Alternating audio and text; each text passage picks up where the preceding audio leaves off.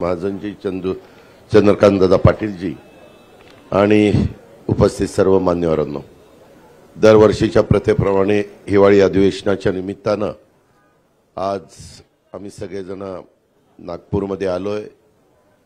Cabinet आत्ताच झाली। यावेळेस सभागृहामध्ये बिलं होणार आहेत, त्याच्याबद्दल राज्याचे मुख्यमंत्री सांगतीलच साधारण कामकाज काय असणार आहे त्याच्याबद्दल। परंतु अलीकडे एक पायंडास पडलेला आहे की विरोधी पक्ष हा सातत्याने चहापानाच्या कार्यक्रमावर बहिष्कार घालतात आणि हे वर्षानुवर्ष अलीकडे चाललेलं आहे।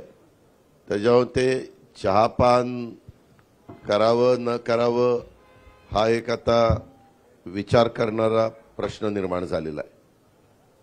त्यांनी जे मुख्यमंत्री महोदयांना पत्र पाठवलेलं आहे त्याच्यामध्ये वेगवेगळ्या प्रकारे नेहमीचे काही दाखले देण्याचा प्रयत्न केला आहे। आपल्याला सगळ्यांना माहिती आहे की कालच्या 23 तारखेला प्रचंड बहुमताने महायुतीचं त्या ठिकाणी सरकार आलं आणि आज त्याला खऱ्या अर्थाने मंत्रिमंडळाचा संपूर्ण शपथविधी होऊन त्याला अंतिम स्वरूप त्या ठिकाणी प्राप्त झालेलं आहे।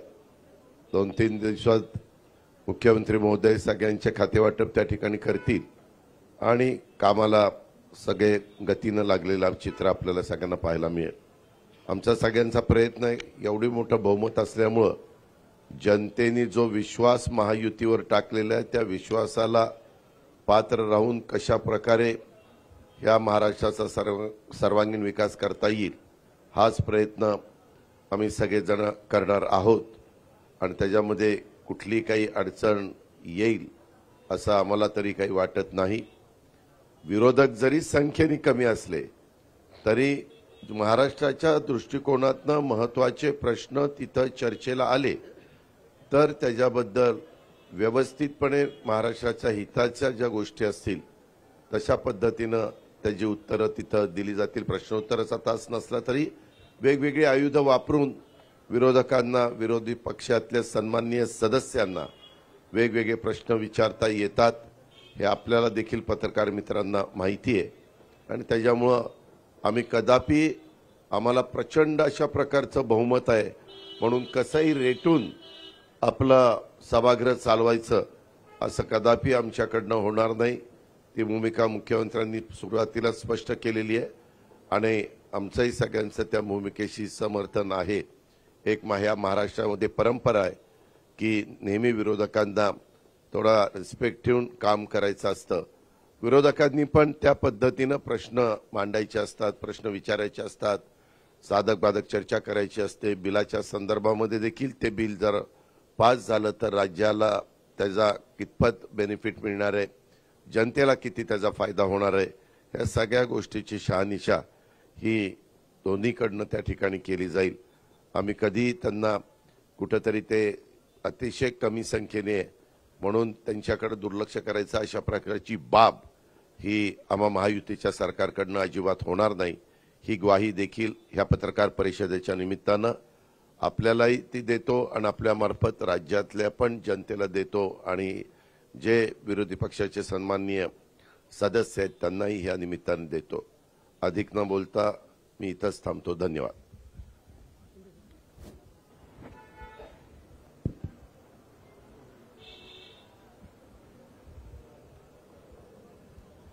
हिवाळी अधिवेशनासाठी उपस्थित सर्व पत्रकारांचं स्वागत। आज मंत्रिमंडळ विस्तार झाला, सर्व मंत्र्यांचंही स्वागत, त्यांनाही शुभेच्छा। गेल्या काही दिवसामध्ये तुम्ही लोक सगळ्या मंत्रिमंडळाचं वाटप करत होतात, पण आज आम्ही पाहत होतो कुणाला किती मंत्री, कुणाचे किती खाते, खाते कुणाचे कुणाला खाते वाटपही होईल मुख्यमंत्री महोदयांच्या नेतृत्वाखाली। आणि खरं म्हणजे अतिशय मोठं मॅन्डेट आणि हे अधिवेशन आपलं नागपूरमध्ये होतंय। नागपूरकर मुख्यमंत्री देवेंद्रजींचं मी अभिनंदन करतो, त्यांनाही शुभेच्छा देतो. खरं म्हणजे सगळ्यात कमी वयाचे असताना तुम्ही महापौर झाले ना, 27व्या वर्षी 27 वर्षी महापौर झाले आणि 44व्या वर्षी मुख्यमंत्री झाले आणि ते आता तिसऱ्यांदा मुख्यमंत्री झाले. त्यांचं मी अभिनंदन करतो. पुन्हा येईन पुन्हा येईन म्हणाले. काही लोकांनी त्यांची टिंगल केली, पण ते पुन्हा आले आणि म्हणून मी त्यांचं मनापासून अभिनंदन नागपूरमध्ये करतो. यापूर्वी केलेलं आहे. पुन्हा अभिनंदन. खरं म्हणजे आमच्या महायुतीची एक नवीन इनिंग सुरू झालेली आहे. प्लेयर तेच आहेत, विरोधी पक्ष तोच आहे, मॅच नवीन आहे. आणि म्हणून खऱ्या अर्थाने आम्ही गेले 2.5 वर्ष टीम म्हणून काम केलं. मी मुख्यमंत्री म्हणून काम केलं. माझ्यासोबत देवेंद्रजी, अजितदादा. देवेंद्रजींना 5 वर्षाचा मुख्यमंत्री पदाचा असलेला अनुभव गेल्या 2.5 वर्षामध्ये कामी आला आणि आम्ही सुरुवातीला दोघांनी कारभार सुरू केला. अजितदादा नंतर आले आणि आम्ही टीम म्हणून काम केलं. आणि खऱ्या अर्थाने आपल्यालाही माहीत आहे, मी सभागृहात देखील म्हणालो की जसं ते पुन्हा येईन म्हणाले तसं मी त्यावेळेस म्हणालो होतो की आम्ही दोघं मिळून 200 आमदार निवडून आणणार. आणि नंतर तर पुढचे 232 आलेत आपले, 37. मग ते अजितदादा आल्यामुळे आपलं बोनस. आणि म्हणून आम्ही जे म्हणालो ते जनतेने देखील आमच्यावर विश्वास टाकला आणि लँडस्लाईड मॅन्डेट आम्हाला मिळालं. त्यामुळे आमची आता जबाबदारी वाढलेली आहे. जनतेच्या प्रती आम्ही उत्तरदायित्व आहोत. आणि खरं म्हणजे विदर्भामध्ये हे अधिवेशन होतंय आणि विदर्भाला देखील आम्ही 2.5 वर्षामध्ये न्याय देण्यासाठी अनेक निर्णय घेतले. आणि आमचं मिशन एकच आहे की मिशन समृद्ध महाराष्ट्र. संपूर्ण गेल्या 2.5 वर्षामध्ये आपण पाहिलं की महाविकास आघाडीने जी थांबवलेली विकास कामं ती आम्ही त्याला गती दिली, जी देवेंद्रजींच्या काळामध्ये सुरू झाली, परंतु नंतर ते प्रकल्प बंद पडले. ते फार म्हणजे शेतकऱ्यांच्या हिताचे, जनतेच्या हिताचे प्रकल्प होते, परंतु आम्ही त्याला चालना दिली. त्याची काही उद्घाटने आदरणीय प्रधानमंत्री महोदयांच्या शुभहस्ते झाली. आणि एकीकडे विकास आणि दुसरीकडे लोककल्याणकारी योजना याची सांगड आम्ही घातली. आणि मला अभिमान आणि आनंद आहे की आमच्या टीमचा की लोकांनी देखील आमच्या कामाची पोचपावती दिली आणि तुम्हाला सगळ्यांचे अंदाज फोल ठरले. अनपेक्षित असा विजय, दैदिप्यमान असा विजय आम्हाला मिळालेला आहे. आणि जसं मला देवेंद्रजींनी खंबीर पाठिंबा दिला, ते उपमुख्यमंत्री होते आणि मला मुख्यमंत्री म्हणून त्यांनी पाठिंबा दिला, नंतर अजितदादांनी दिला, तसाच हा एकनाथ शिंदे देखील देवेंद्रजींच्या पाठीशी खंबीरपणे उभा राहील. कारण तुम्ही रोज काहीतरी सांगता, नाराज आहे काय. आता नाराज आणि खुशी, आनंद कसा काय व्यक्त करायचा त्याचं एक डेफिनेशन पण तुम्ही सांगायला पाहिजे. आणि म्हणून आमच्या टीममध्ये आम्ही सगळे एक टीम म्हणून काम करणार आहोत. आणि आम्ही तिघं आणि आमचं मंत्रिमंडळ जे आहे हे राज्यातल्या जनतेला आम्ही, आमची जबाबदारी आहे त्यांच्याप्रती, आम्ही अनसरेबल आहोत त्यांना. आणि म्हणून चांगलं सरकार या ठिकाणी, लोकाभिमुख सरकार, आणि जे गतिमानतेने आम्ही निर्णय घेतले तसेच गतिमानतेने निर्णय यापुढे आम्ही घेऊ. आणि खऱ्या अर्थाने या ठिकाणी एक लोकाभिमुख सरकार, एक सर्वसामान्यांचं सरकार म्हणून आम्ही म्हणत होतो. सर्वसामान्यांचं सरकार कसं असतं हेही आम्ही दाखवून दिलं. आणि लोकांसाठी आम्ही अनेक निर्णय घेतले. 2.5 वर्षामध्ये आमच्या कामांचा स्ट्राईक रेट महायुतीचा देशात नंबर 1 होता. आणि म्हणून आमच्या 2.5 वर्षातल्या ऐतिहासिक कामाला जनतेने स्वीकारलं आणि विरोधकांना जनतेने नाकारलं, ही देखील वस्तुस्थिती आहे. आणि म्हणून निवडणुकीमध्ये देखील जनतेने विरोधकांना त्यांची जागा दाखवली. अगदी विरोधी, मला काही टीका करायची नाही आहे, परंतु विरोधकांना देखील विरोधी पक्षनेत्या एवढं संख्याबळ देखील मिळवता आलं नाही, ही देखील वस्तुस्थिती आहे. कारण आपल्याला माहीत आहे की लोकसभेच्या निकालानंतर त्यांनी मंत्रिमंडळ तयार करून टाकलं होतं. मंत्री कुणाला, मुख्यमंत्री कोण, काय सगळं.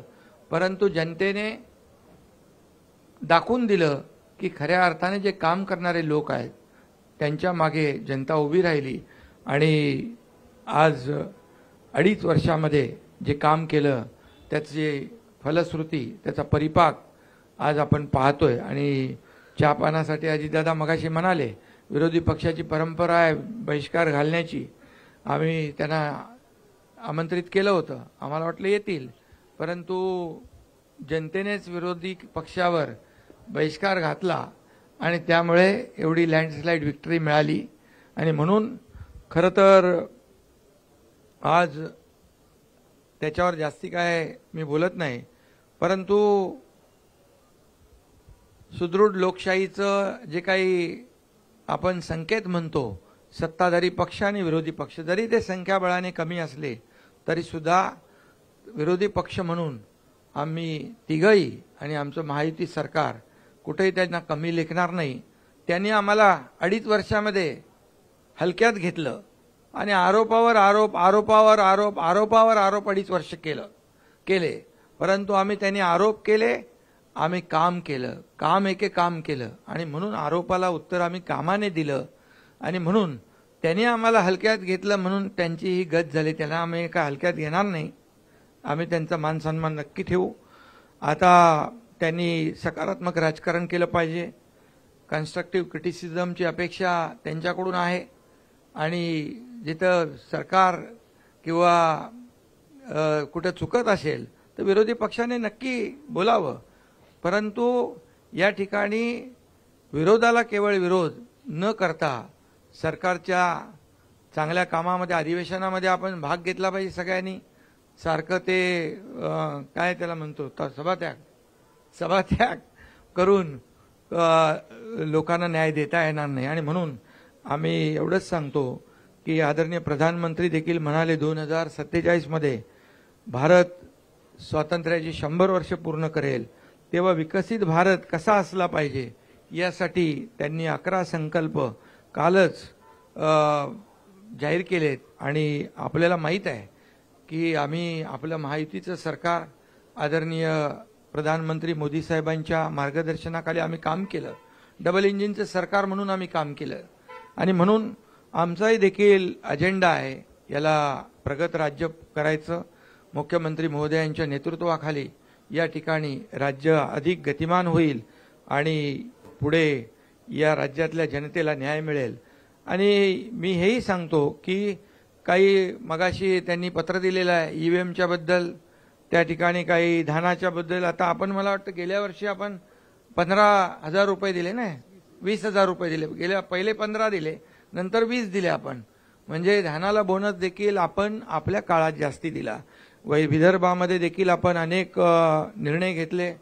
मुख्यमंत्री स्वतः इकडचे असल्यामुळे अनेक निर्णय आपण पाण्याचे घेतले, सिंचनाचे घेतले, वैनगंगा, नळगंगा, गोसेखुर्द, ते पर्यटनाचा जो आपलं बॅकवॉटर आहे त्याच्यावर आपण हे केलं. सुरजागडमध्ये आपण प्रकल्प सुरू केले मोठ्या प्रमाणावर. त्याच्यात मी डिटेलमध्ये जात नाही, परंतु आम्हाला अभिमान आहे की आम्ही जे काम केलं विदर्भासाठी, फक्त विदर्भामध्ये खरं म्हणजे औपचारिकता म्हणून अधिवेशन नाही आहे, तर विदर्भामध्ये आल्यानंतर या नागपूरमध्ये जे अधिवेशन आहे त्याची फलश्रुती झाली पाहिजे. आणि गेल्या 2.5 वर्षामध्ये देखील आम्ही अनेक निर्णय घेतले या विदर्भासाठी, याचा देखील आनंद आणि समाधान आहे. आणि म्हणून मी आपल्याला एवढंच सांगतो की आमच्या महायुतीच्या काळामध्ये मराठी भाषेला अभिजात भाषेचा दर्जा देवेंद्रजींनी स्वतः त्याचा पाठपुरावा देखील केला. आणि आदरणीय प्रधानमंत्री महोदयांनी तो देखील निर्णय घेतला. त्यामुळे अशी अनेक कामं आहेत, किती निर्णय घेतले आपण, की ते सांगायला या ठिकाणी वेळ पुरणार नाही. गेल्या 2.5 वर्षात आम्ही 86 कॅबिनेट बैठका घेतल्या, 850 निर्णय घेतले. सर्व निर्णय लोकहिताचे, जनहिताचे निर्णय आम्ही घेतले आणि आम्ही तिघांनी मिळून जे जनतेसाठी, या महाराष्ट्रातल्या लोकांसाठी घेतले ते आपल्या सगळ्यांना माहीत आहेत. आणि म्हणून यापुढे देखील एक टीम म्हणून आम्ही काम करतोय. नक्कीच पुढचा जो काही कालावधी आहे हा सर्वसामान्य जनतेसाठी, या राज्याच्या विकासासाठी, या राज्याच्या सर्वांगीण विकासासाठी केंद्र सरकार देखील आमच्या पाठीशी उभं आहे. आणि म्हणून याचा फायदा जनतेला होईल, महाराष्ट्राला होईल. आणि जे आदरणीय प्रधानमंत्री महोदयांचं $5 ट्रिलियन जे हे आपलं स्वप्न आहे, त्याच्यामध्ये आमचं जे $1 ट्रिलियन जे स्वप्न आहे, जो गोल आहे, तो मला वाटतं आम्ही अचीव करू. त्याच्यापेक्षा जास्ती पुढे जाऊन अचीव करू, एवढंच या प्रसंगी आपल्याला सांगतो. आणि ईव्हीएमच्या बाबतीमध्ये मी एवढंच सांगेन की जेव्हा लोकसभेमध्ये ईव्हीएम त्यांना 31 जागा मिळाल्या, त्यावेळेस त्यांना बॅलेट पेपर आठवला नाही. त्यांना जिथं जिथं जेव्हा ज्या राज्यामध्ये, कर्नाटकमध्ये असेल, तेलंगणामध्ये असेल, अगदी आता झालेली झारखंडमध्ये असेल, इकडे जेव्हा त्यांना विजय मिळाला तिकडे त्यांनी ईव्हीएम चांगला आहे आणि बॅलेट पेपरचा काय उल्लेख केला नाही, बॅलेटनी निवडणुका घ्या म्हणून.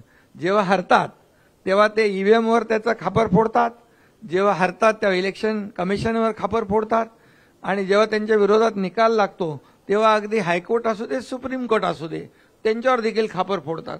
त्यामुळे ही दुटप्पी भूमिका आहे. आणि म्हणून मी एवढंच सांगतो की हार जी आहे आम्ही लोकसभेमध्ये दिलदारपणाने आम्ही स्वीकारली आणि आम्ही कुठं त्रुटी आहेत त्या शोधल्या आणि ज्या धडाक्याने आम्ही काम केलं त्यामुळे विधानसभेमध्ये परिवर्तन घडलं. त्यामुळे विरोधकांना देखील माझी विनंती आहे की जनतेचं जे मॅन्डेट आहे, जनतेने दिलेलं मॅन्डेट, त्याचा अपमान करू नका आणि वस्तुस्थितीला सामोरं जा, एवढंच माझं या प्रसंगी सांगणं आहे.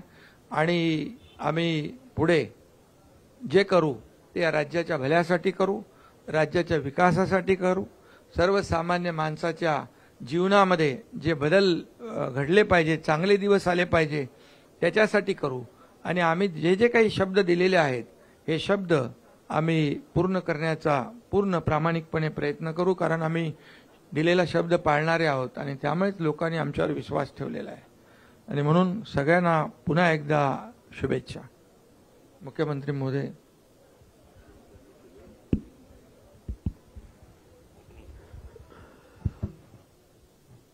सर्वप्रथम आपल्या सर्वांचं या ठिकाणी मी अतिशय मनपूर्वक स्वागत करतो. आणि हिवाळी अधिवेशन आहे आणि थंडी देखील आहे, त्यामुळे निश्चितपणे या अधिवेशनामध्ये आम्ही महाराष्ट्राच्या जनतेला ऊब मिळेल आणि ऊर्जा मिळेल अशा प्रकारचा कारभार करण्याचा प्रयत्न हा निश्चितपणे करू. राज्य मंत्रिमंडळाचा आजच विस्तार आम्ही केलेला आहे आणि या ठिकाणी आम्ही आज आमच्या 39 मंत्र्यांनी शपथ घेतलेली आहे, ज्याच्यामध्ये 6 राज्यमंत्री आहेत. आजपासनं आमचा गतिशील कारभार आम्ही सुरू केलेला आहे. अर्थातच तुमचा पुढचा प्रश्न जो असणार आहे त्याचं उत्तर दादांनी आणि शिंदे साहेबांनी दिलंय की खाते वाटप कधी, तर येत्या 2 दिवसात खाते वाटप देखील आम्ही पूर्ण करू. जवळपास सगळी क्लॅरिटी आमची झालेली आहे आणि या अधिवेशनामध्ये आपल्याला कल्पना आहे की राज्यपालांच्या अभिभाषणावरची चर्चा, पुरवणी मागण्यांवरची चर्चा, सत्तारूढ पक्ष आणि विरोधी पक्षांच्या प्रस्तावावरची चर्चा आणि त्यासोबत जवळपास 20 बिलं या अधिवेशनामध्ये येणार आहेत. कारण मागच्या काळात निवडणुकीपूर्वी जे काही अध्यादेश निघाले होते ते बिलांमध्ये कन्व्हर्ट होणार आहेत आणि म्हणून चांगलं कामकाज करण्याचा आमचा प्रयत्न आहे. विरोधी पक्षाने एक पत्र दिलं, मागच्याच अधिवेशनातलं पत्र फक्त एक ईव्हीएमचा पॅरेग्राफ ऍड करून त्यांनी दिलं आणि म्हणून आपण मगाशी बघितलं असेल की बोलताना ते हिवाळी अधिवेशनाला पावसाळी अधिवेशन म्हणाले, कारण पत्र ते जुनंच होतं. पण मला असं वाटतं की जे काही मुद्दे त्यांनी उपस्थित केलेले आहेत पत्रामध्ये, त्याची उत्तरं वारंवार आम्ही दिलेली आहेत आणि ते जेवढे वेळा उपस्थित करतील तेवढे वेळा त्या प्रश्नांची उत्तरं ही निश्चितपणे आम्ही देऊ. महाराष्ट्रामध्ये एक गतिशील सरकार आणायचं आमचा प्रयत्न आहे आणि जसं शिंदे साहेबांनी सांगितलं, ईव्हीएमच्या संदर्भात आता एक नरेटिव्ह तयार करण्याचा प्रयत्न ते करतायत. त्याचंही उत्तर चर्चेच्या दरम्यान आम्ही देऊ.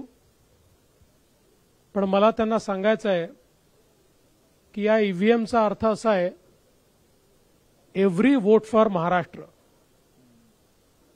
महाराष्ट्रातल्या प्रत्येक व्यक्तीने महाराष्ट्राकरता मतदान केलेलं आहे आणि म्हणून आमचं सरकार हे ईव्हीएमचं सरकार आहे, पण त्या ईव्हीएमचा अर्थ आहे every vote for magnetic Maharashtra आणि आम्ही तो महाराष्ट्र घडवण्याकरता या ठिकाणी पुढच्या काळामध्ये कारभार हा निश्चितपणे या ठिकाणी करू. काही उल्लेख त्यांनी केलेले आहेत, ज्याचं उत्तर आता शिंदे साहेबांनी दिलं.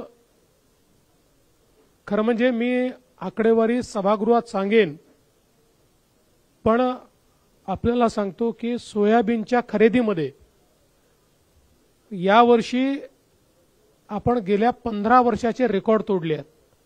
इतक्या मोठ्या प्रमाणात खरेदी चाललेली आहे आणि मागच्या वर्षी सोयाबीन आणि कापसाकरता भावांतर योजना आपण राबवून हमी भावापेक्षा जो काही मार्केट रेट कमी होता त्याचे पैसे दिले, ते शेतकऱ्यांच्या खात्यामध्ये पोचले देखील. दुधाचा विषय असेल त्याला 5 रुपये 7 रुपये अशा प्रकारे मदत करण्याचं काम आपण केलं आणि एकूणच शेतकऱ्याच्या पाठीशी आपण उभं राहिलो. धानाच्या शेतकऱ्याला हेक्टरी 20,000 रुपये मदत आपण त्या ठिकाणी केली आणि म्हणून शेतकऱ्यांच्या पाठीशी ताकदीनं उभं राहणारं अशा प्रकारचं आपलं सरकार आहे. काही घटनांचा उल्लेख देखील या ठिकाणी करण्यात आलेला आहे. परभणीची जी घटना आहे त्या घटनेमध्ये एका मनोरुग्णाने ज्या प्रकारे भारताच्या संविधानाचा अपमान केला, त्या मनोरुग्णाला अटक देखील करण्यात आली. दुर्दैवाने त्याच्यानंतर एक उद्रेक देखील झाला. मला या निमित्ताने ही विनंती करायची आहे की अशा प्रकारे एखाद्या मनोरुग्णाच्या कृत्यावर असंवैधानिक पद्धतीनं उद्रेक करणं हे योग्य नाहीये. ते बाबासाहेबांना देखील कधीच मंजूर झालं नसतं. मात्र जी घटना घडली ती घडून चुकली आहे. मी एवढंच सांगतो, हे सरकार संविधानाचा सर्वोच्च सन्मान करणारं सरकार आहे. कुठल्याही परिस्थितीमध्ये तसूभरही संविधानापेक्षा वेगळं काम हे सरकार करणार नाही. आम्ही सगळ्यांनी ज्या संविधानाची शपथ घेतली आहे त्या शपथेप्रमाणेच हे सरकार काम करेल, संविधानाचा गौरव करेल, हा विश्वास या निमित्ताने मी देतो. बीड जिल्ह्यातली जी काही घटना आहे अतिशय निगृण अशा प्रकारची, जी काही सरपंचाची हत्या त्या ठिकाणी झालेली आहे त्या संदर्भात काही लोकांवर कारवाई केली आहे, काहींना सस्पेंड केलाय, काहींना घरी पाठवलाय. 3 आरोपी सापडले आहेत, 4 आरोपी अजून आपण शोधतो आहोत, लवकरच ते सापडतील. केस सीआयडीला दिली आहे. स्पेशल SIT कॉन्स्टिट्यूट करून या केसच्या संदर्भातली सगळी चौकशी आम्ही करणार आहोत आणि कुठल्याही परिस्थितीमध्ये आरोपी कोणीही असो, कोणीही कुठल्याच आरोपीला या ठिकाणी सोडलं जाणार नाही. अशा प्रकारच्या घटना या महाराष्ट्रामध्ये गांभीर्यानेच घेतल्या जातात आणि गांभीर्यानेच घेतल्या जातील. त्यामुळे SITच्या माध्यमातून सगळे धागेदोरे शोधून काढण्याचं काम हे निश्चितपणे या ठिकाणी आपण करू. खरं म्हणजे 3-4 विषय विरोधकांनी उपस्थित केलेले आहेत. त्या विषयांवर सविस्तर उत्तर हे सभागृहामध्ये आम्ही निश्चितपणे देऊ.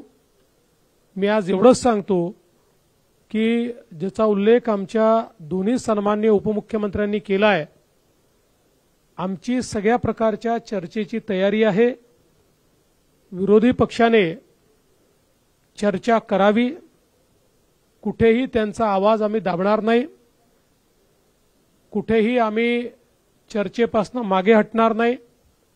फक्त अपेक्षा एवढीच आहे की लोकसभेप्रमाणे चर्चा न करता पळ काढायचा आणि मीडियासमोर केवळ बोलायचं, हे मात्र योग्य आहे असं मला वाटत नाही. उलट हे लोकशाही विरोधी आहे. सभागृहात बोलून मीडियात कव्हर झालं तर ती खरी लोकशाही आहे, पण सभागृहात बोलायचंच नाही आणि मीडियासमोर जाऊन बोलायचं, अशा प्रकारची लोकशाही ते जर चालवणार असतील तर त्यांचा लोकशाहीवर विश्वास नाही असंच आपल्याला म्हणावं लागेल. बाकी सगळ्या प्रश्नांची उत्तरं योग्य प्रकारे आम्ही देऊ, हा विश्वास मी विरोधकांना देखील या ठिकाणी देतो. आणि महाराष्ट्रामध्ये सामान्य माणसाला आणि विशेषतः विदर्भात हे अधिवेशन चालू असल्यामुळे विदर्भाच्या जनतेला देखील जो जास्तीत जास्त दिलासा देण्याचा प्रयत्न करता येईल तो करण्याचा प्रयत्न आम्ही सगळे मिळून करू, एवढाच विश्वास या निमित्ताने मी देतो. आणि विरोधकांना आवाहन करतो की त्यांनी चांगल्या प्रकारची चर्चा सभागृहामध्ये करावी.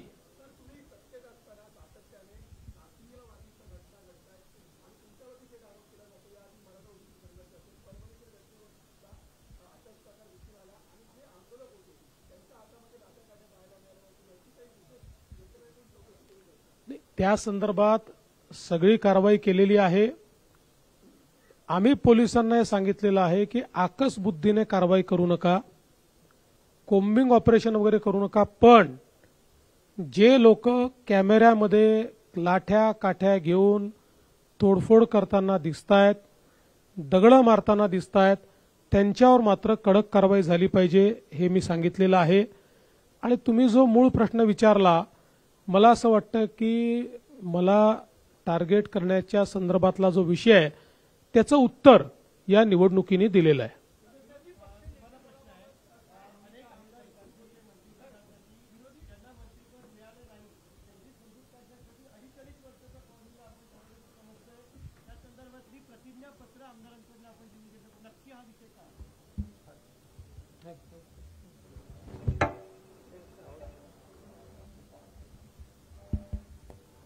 खरं म्हणजे अनेक लोक त्यांची क्षमता असते, मंत्री बनण्याची अपेक्षा असते, इच्छा असते, त्यामुळे जे काम करू शकतील, कॅपेबल आहेत, आणि कोण ज्यांना दिलं ते त्या क्षमतेचे आहेत, ज्यांना नाही दिलं ते त्या क्षमतेचे नाहीत असं नाहीये. आणि म्हणून आम्ही एक पक्षाचा एक निर्णय घेतला आहे, 2.5 वर्षाचं मंत्रिपद. जो काम करेल तो पुढे जाईल, आणि त्यामुळे आम्ही पक्षाने ठरवलेला तो निर्णय आहे. त्यामुळे मला वाटतं अनेक लोकांना संधी देऊ शकतो, आणि खऱ्या अर्थाने माझी भूमिका स्पष्ट आहे की जे पद जो विभाग ज्याला मिळेल त्याला पूर्ण न्याय दिला पाहिजे आणि जो परफॉर्म करेल त्याला संधी मिळेल. आणि त्याच्यात आपण म्हणतो ना काय इंग्रजीमध्ये परफॉर्म ऑर पेरिश, तर त्यामुळे जो परफॉर्म करेल तो पुढे जाईल. सीएम सर, माझा प्रश्न होता की विरोधी पक्षनेते पदाबाबत काय भूमिका आहे सरकारची? विरोधी पक्षनेते पदाबद्दल सरकारची भूमिका काहीच नसते. त्याचा निर्णय कायद्याने आणि नियमाने अध्यक्षांनी घ्यायचा असतो. अध्यक्ष जो निर्णय घेतील तो आम्हाला मान्य असेल. आमची कुठली अडवणूक त्यात नसेल, आमचा कुठलाही दबाव त्यात नसेल. अध्यक्षांनी उचित निर्णय करावा, आम्ही त्याचा सन्मान करू. सीएम सर यही सवाल जो शिंदे सर अपने पार्टी में कर रहे हैं, 2.5 साल जो है मंत्री बना के रखने की, क्या बीजेपी भी इसी फॉर्मूले पे काम करेगी, ये आपसे जानना चाहेंगे? देखिए, उसमें से आधा तो हम करने वाले हैं. यानी क्या करने वाले हैं? हम परफॉर्मेंस ऑडिट ये निश्चित रूप से हर मंत्री का करेंगे और परफॉर्मेंस ऑडिट में जहां ये ध्यान में आएगा कि मंत्री उचित काम नहीं कर रहे, उस समय उस मंत्री का पुनर्विचार किया जाएगा. हा एक मिनिट जसं देवेंद्रजी म्हणाले तसं मी 2.5 वर्ष म्हणजे 2.5 वर्ष त्यांनी काही करावं असं नाही. त्याचं पण परफॉर्मन्स ऑडिट त्याच्या कामाचं मूल्यमापन केलं जाईल. कामाचं मूल्यमापन मंत्र्यांचं होणार की तिन्ही म्हणजे सगळ्या मंत्र्यांचं होणार? तिघांनीही आम्ही आज आमच्या मंत्रिमंडळ बैठकीमध्ये आम्ही तिघांनीही सगळ्या मंत्र्यांना हे सांगितलेलं आहे की आपल्या सगळ्या मंत्र्यांच्या कामाचं परफॉर्मन्स ऑडिट आम्ही करू. आणि दुसरा प्रश्न की दंगलखोरांवर आपण कारवाई करण्यासंदर्भात कायदा केलेला आहे. अनेक ठिकाणी या जाळपोळीच्या घटना घडत आहेत आणि सार्वजनिक मालमत्तेचा विध्वंस होतो आहे, तर त्यांच्याकडनं तो खर्च वसूल करणे किंवा सार्वजनिक मालमत्तेचं कायद्याने नुकसान अशी कारवाई होणार का? निश्चित कायद्याप्रमाणे ती कारवाई केली जाईल.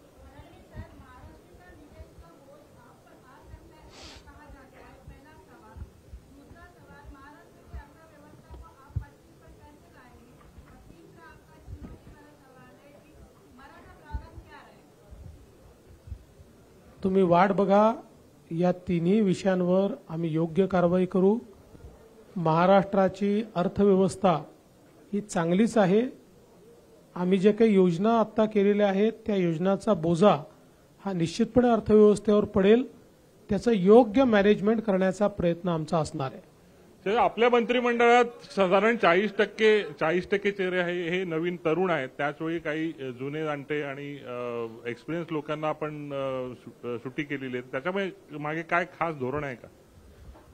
नाही, आमचा प्रयत्न असा आहे की हे मंत्रिमंडळ एक सर्व प्रकारचा चेहरा याच्यामध्ये दिसला पाहिजे. त्या दृष्टीने काही जुने जाणते नेते आहेत, काही तरुण आहेत, महिलांना देखील आम्ही चांगल्या प्रकारे संधी दिलेली आहे. विविध समाजांना आम्ही संधी दिलेली आहे. ओबीसी समाज असेल, मराठा समाज असेल, धनगर समाज असेल, आदिवासी समाज असेल, एससी समाज असेल, विविध समाजांना देखील आम्ही प्रतिनिधित्व दिलेलं आहे. सर्व समावेशक अशा प्रकारचं मंत्रिमंडळ तयार करण्यात आलेलं आहे.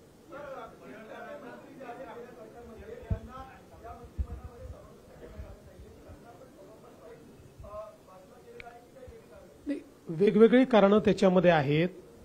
अनेक वेळा काही मंत्र्यांना याकरता घेण्यात आलेलं नाही. मी भाजपचं सांगतो आमच्याकडे की पक्षाने त्यांना काही वेगळी जबाबदारी द्यायचं ठरवलेलं आहे. आपल्याला कल्पना आहे बीजेपीमध्ये अनेक वेळा आम्ही जर कोणाला जबाबदारी पक्षात द्यायची असेल तर त्यांना मग मंत्रिमंडळात स्थान देत नाही. काही असं देखील असू शकतं की काही जे मंत्रिमंडळातून ड्रॉप झाले आहेत त्यातले काही परफॉर्मन्समुळे देखील ड्रॉप झालेले असू शकतात.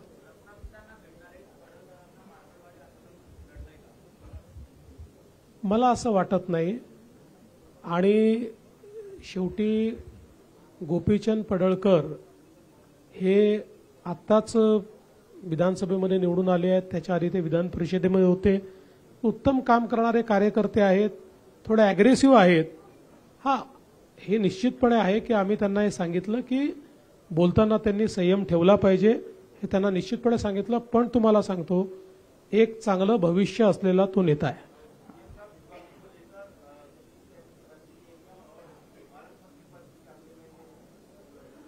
विभागों को लेकर हमारी करीब करीब सहमति बन चुकी है और इसीलिए मैंने कहा कि हम अब उसका जो बाटअप है वो अगले 1-2-3 दिन में कर देंगे.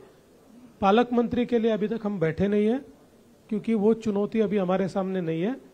हम अधिवेशन के आखिरी दिन बैठेंगे और पालक मंत्री का भी निर्णय कर देंगे. आपण फडणवीस साहेब, आपण महत्वाची जबाबदारी त्यांच्यावर द्यायची. फडणवीस साहेब,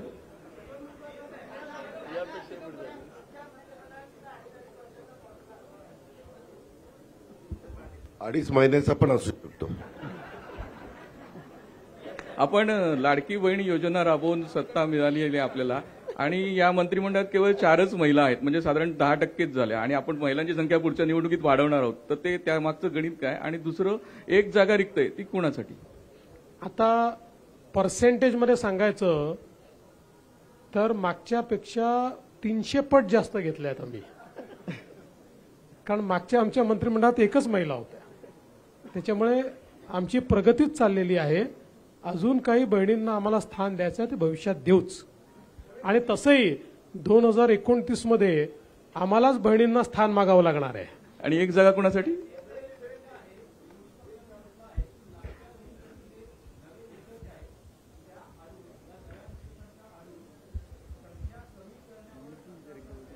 माझं विरोधी पक्षाला आव्हान आहे की नवीन निकष कुठले आहेत त्यांनी सांगावे. कुठले नवीन निकष आहेत ते त्यांनी सांगावे, एवढं माझं त्यांना खुलं आव्हान आहे.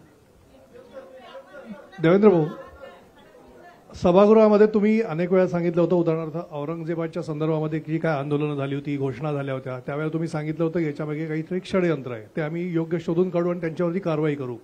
त्याचबरोबर मराठा आंदोलनाच्या वेळी पण काही हिंसा झाली आणि त्याच्यावेळी तुम्ही सांगितलं होतं हे राजकीय षडयंत्र आहे, ते शोधून काढू आणि आम्ही सांगू. आतापर्यंत ते शोधून काढण्यात आलेलं नाही म्हणून ते सांगण्यात आलेलं नाही, किंवा शोधून काढलंय पण ते सांगायचं नाहीये. सगळ्या गोष्टी तुमच्या समोर आलेल्याच आहेत. काय लपलेलं आहे? जे जे झालंय ते तुमच्या समोर आलेलं आहे. ते पुन्हा नव्याने सांगण्याची आवश्यकता नाही आहे. पण काही गोष्टी मात्र तुम्ही जे म्हणालात, विशेषतः अराजकतेच्या संदर्भातल्या, त्याचा खुलासा या अधिवेशनात मी करणार आहे.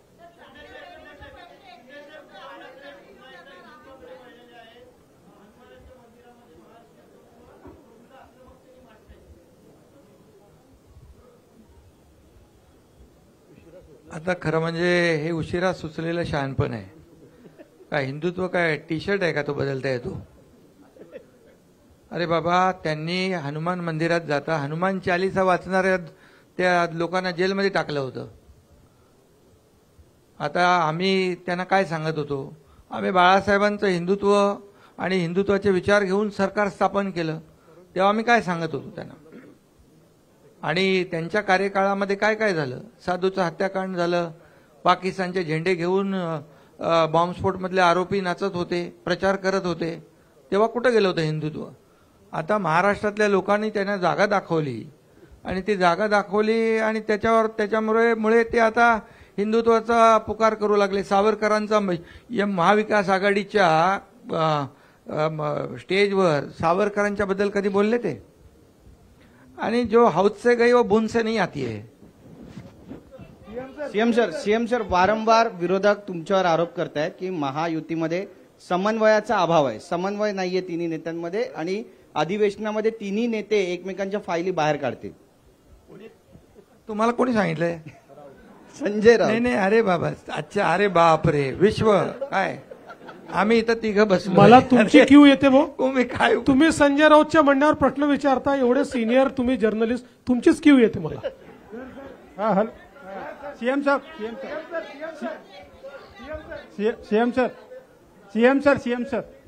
अरे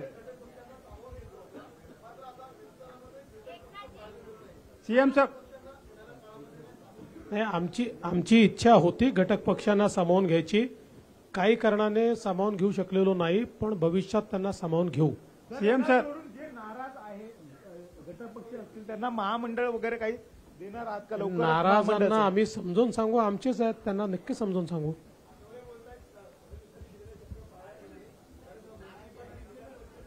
नाही, एक जागा अजून रिकामी आहे ना, मंत्रिमंडळामध्ये अजून एक जागा रिकामी ठेवलेली आहे.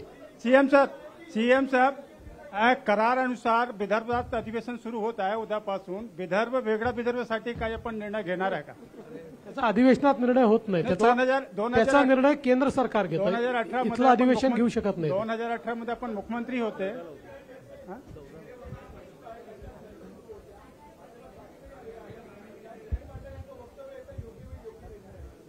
आमच्याकडे पूर्ण बहुमत आहे. आमच्याकडे भरपूर लोक निवडून आलेले आहेत. त्याच्यामुळे आमच्याकडनं तरी आता कुठलाही प्रयत्न नाही. एकनाथजी, प्रश्न असा आहे की आपण म्हटलं हिंदुत्व बदलता येत नाही, पण आता तुमच्या वेळेस घेतलेला हिंदुत्व नाही, टी शर्ट आहे का हिंदुत्व बदलायला असं म्हणालो मी. आणि महत्वाचं म्हणजे हिंदुत्व तुम्ही कधी खूप बदलूच उत्तम शकत निर्णय नाही. घेतला होता, गोमाता ही राजमाता. पण हिंदुत्ववादी कार्यकर्त्यांची अशी मागणी आहे की मनुष्य वधाचा गुन्हा दाखल झाला पाहिजे जर गोमातेला मारलं तर. कारण गो कत्तल होते आहे, गोमाता कापली जाते आहे आणि वारंवार या घटना होत आहेत की ट्रक सुद्धा जाळले जात आहेत. तर मोठ्या मोठ्या घटना अजूनही होत आहेत. तर तो ठोस निर्णय होईल का आता? नाही नाही, होणार ना ठोस निर्णय. त्याच्यावर कडक कारवाई करू. त्याच्यात कायद्यामध्ये आणखी आपण आणखी जे काही बंधनं आणता येतील ती आणू. सीएम सर, परभणीच्या घटनेमध्ये काही अर्बन नक्षल कनेक्शन पाहायला मिळत आहे का? अद्याप अशा प्रकारचं कनेक्शन दिसलेलं नाही. तथापि या घटनेची चौकशी चाललेली आहे.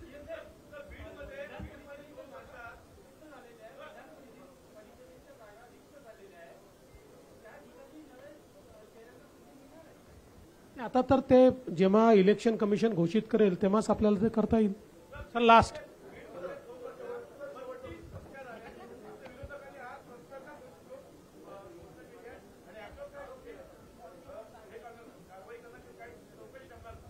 मी मगाशीच सांगितलं की बीडच्या घटनेवर आम्ही SIT नेमतो आहोत आणि कायदा आणि सुव्यवस्थेच्या संदर्भात कुठली हयगय केली जाणार नाही. अतिशय कडक कारवाई त्या ठिकाणी केली जाईल.